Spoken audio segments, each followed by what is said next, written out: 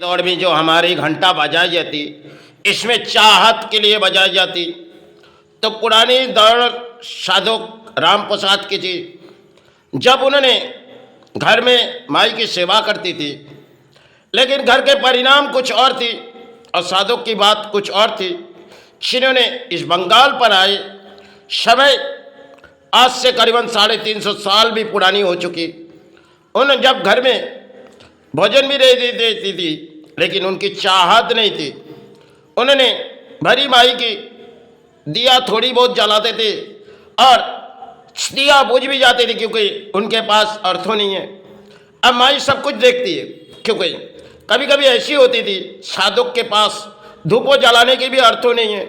फिर भी साधुक माई से बार बार कहते थे, माँ आपके ये जीवन जो तूने दिए माँ, अब तेरे आए तो तेरे दर्शन के सहारे माँ, लेकिन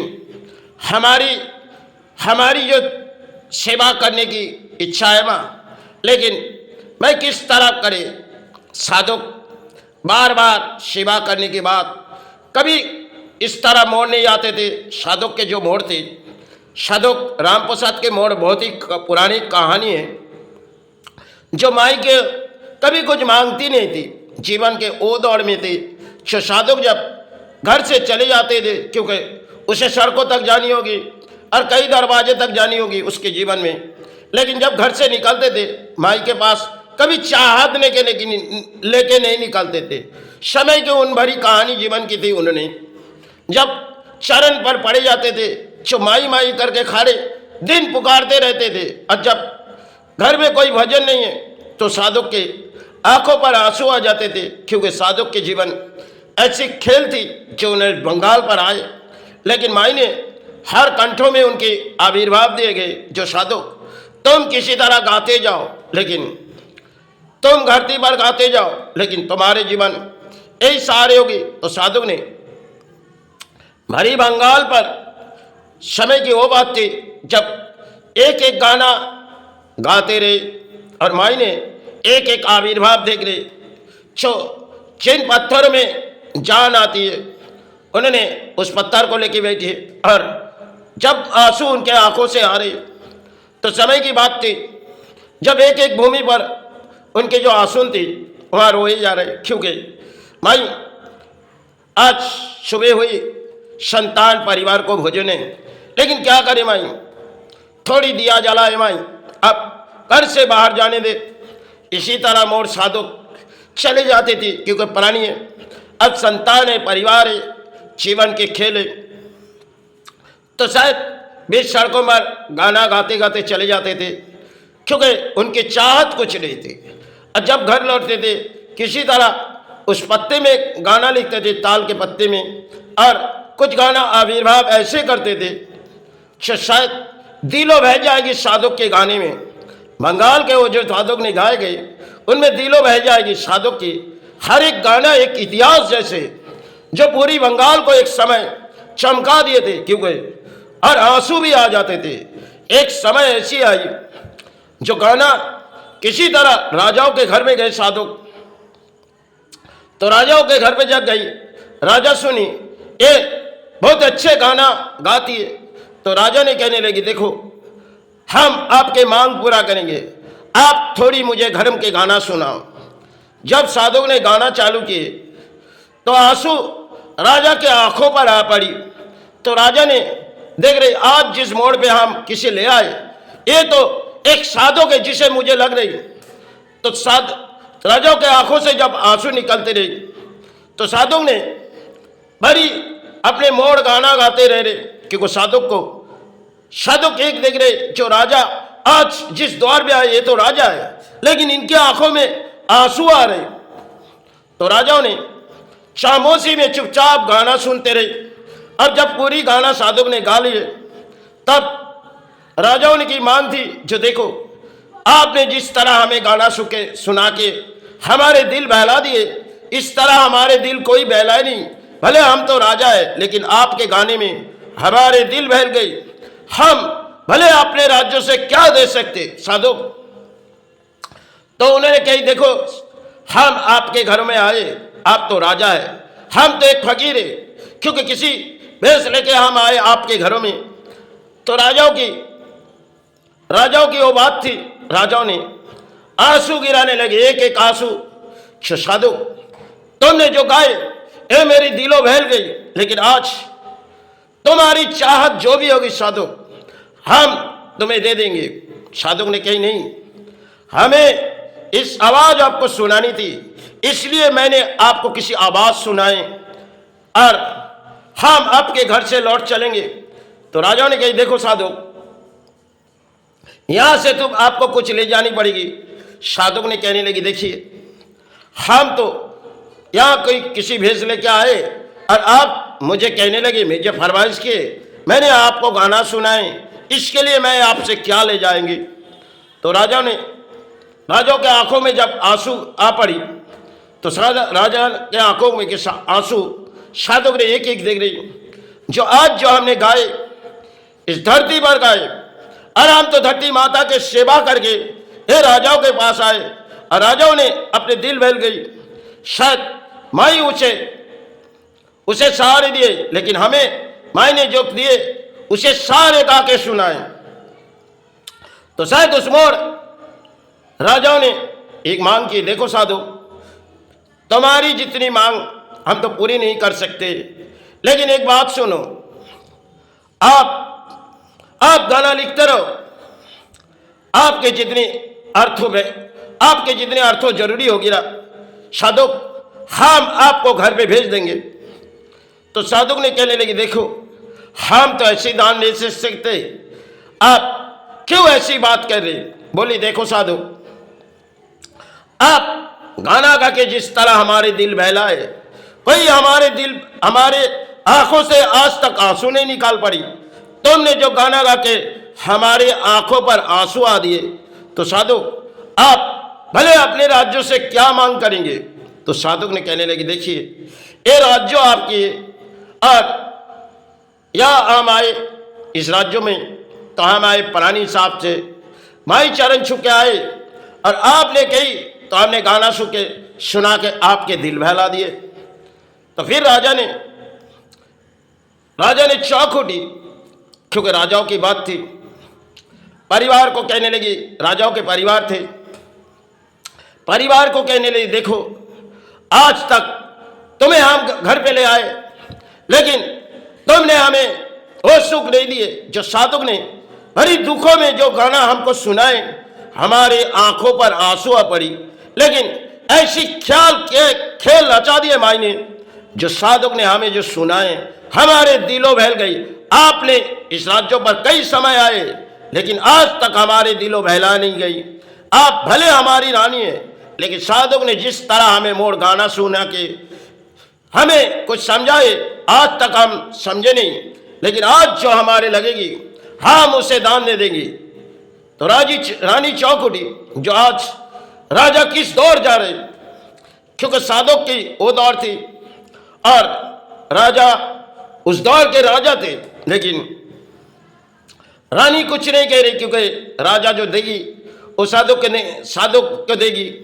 तो रानी खामोश देख रही, तो खामोश जब देख रही तो शायद राजा रानी से कुछ पूछ रही, देखो आप क्या कहने चाहते हो। बोली, देखिए ये आपके राज्य है, आप अगर उनसे कुछ दे देंगे तो हमारे भी दिल बहल जाएगी। रानी ने इस बात कही, तो शायद समय की उस बात राजा ने निभा नहीं पाए, क्योंकि राजा ने कहने लगी, देखो साधु तुम घर लौट जाओ, लेकिन जितनी अर्थों तुम्हें चाहिए हम तुम्हें अपने घर में भेज देंगे।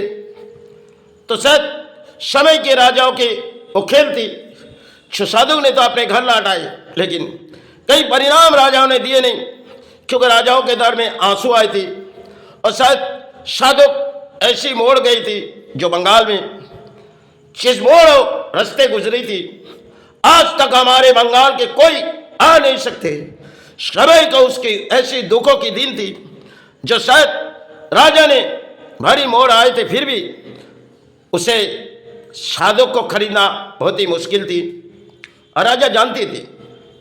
फिर जब उसके चौखट से आए, एक ऐसी दिन आई जो साधु के घर में सिर्फ संतान के आंखों में आंसू आ रहे, और परिवार परिवार कह रही देखो आप रोज इस तरह सेवा कर रहे हो और अब कब जाओगे, क्योंकि आप घर से जाओगे तो कोई भोजन आएगी।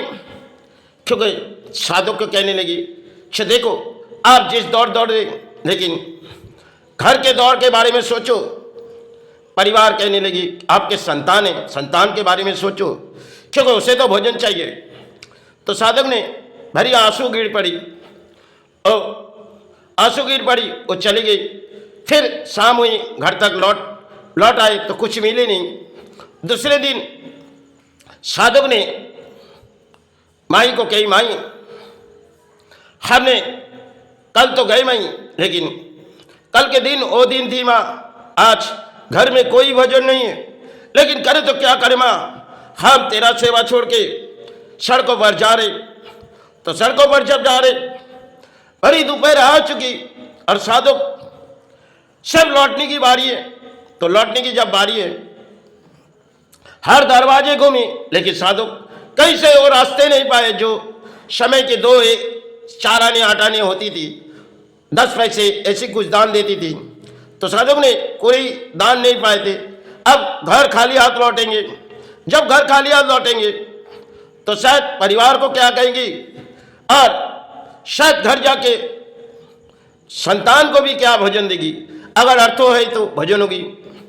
तो साधक ने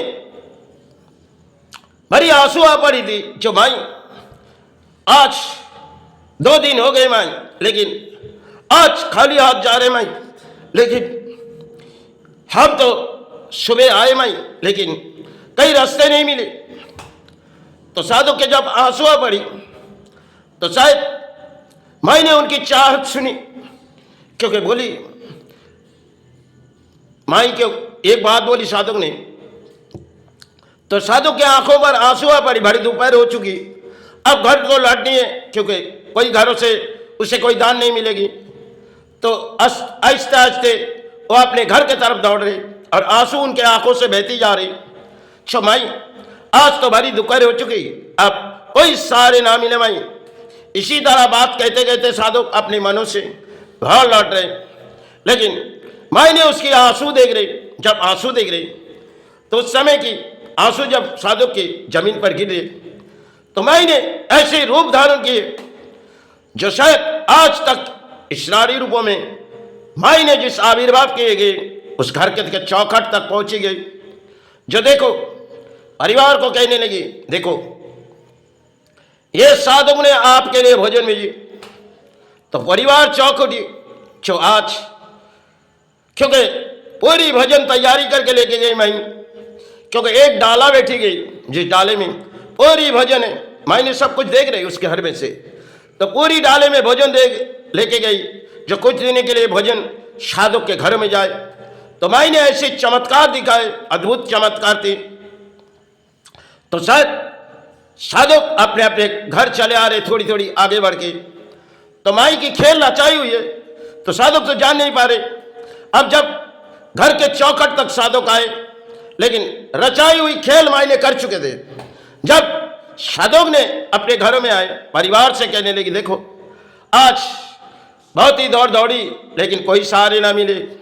परिवार चौंक उठी, परिवार चौंक उठी, आज क्या बात है, इतनी भोजन तो हमें भेज दिए और भोजन भेज देने के बाद आज क्या कर रहे। तो परिवार जब उस बात कही कि देखो आप भोजन तो सारे भेज दिए, देखो आपके संतान भोजन कर रहे। तो साधु चौंक उठी। तो माई बोली कौन आए इस घर पे? बोली देखो एक नारी आई थी। बोली कौन नारी? बोले एक वृद्ध नारी आई थी, उन्होंने आपके नाम लिए हमें भोजन लेने की इनकार कर रहे थे, लेकिन हमें भोजन दिए जो माँ आप भोजन पकड़ो। साधु ने भेजी, तब परिवार ने लिए। अब जब परिवार की वो बात सुनी साधु, तो साधु की आंखों पर आंसू आ पड़ी थी। जो माई आज क्या खेल रचाए, जो हमने तरह तरह के माई माई करके चिৎकार करते थे, लेकिन जब घर में यह सहारे है माई, तो ने किस सहारे हमें दिखाए। एक अद्भुत चमत्कार महिमा ने दिखाए गए।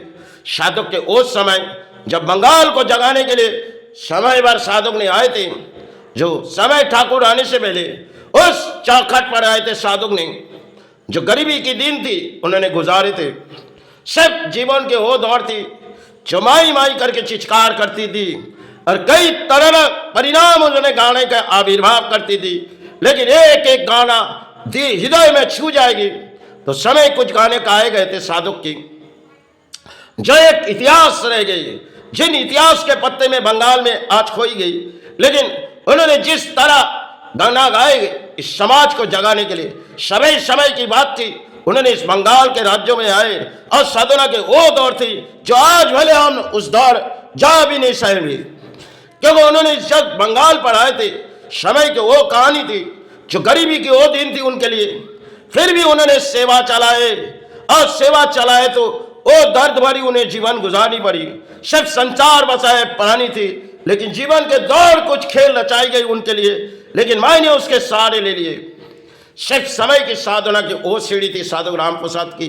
बड़ी अद्भुत कहानी जो आज हम भारत को दे रही, ये शायद साधु राम प्रसाद की एक इतिहास है जो हमारे बंगाल खो चुकी।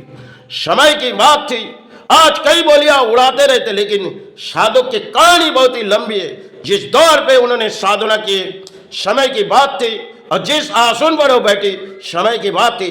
आज तक उस आसन पर कोई सहारे नहीं बैठ सकती, क्योंकि उन्होंने जिस आसन बनाई गई थी समय पहले, आज तक इस बंगाल में कोई आसन तक बैठ नहीं सकती, क्योंकि उन्होंने जब माई की सेवा की जिस आविर्भाव में, कोई आज तक उस सेवा में बैठ नहीं सकती, क्योंकि उनकी चाहत थी, चाहत ना थी।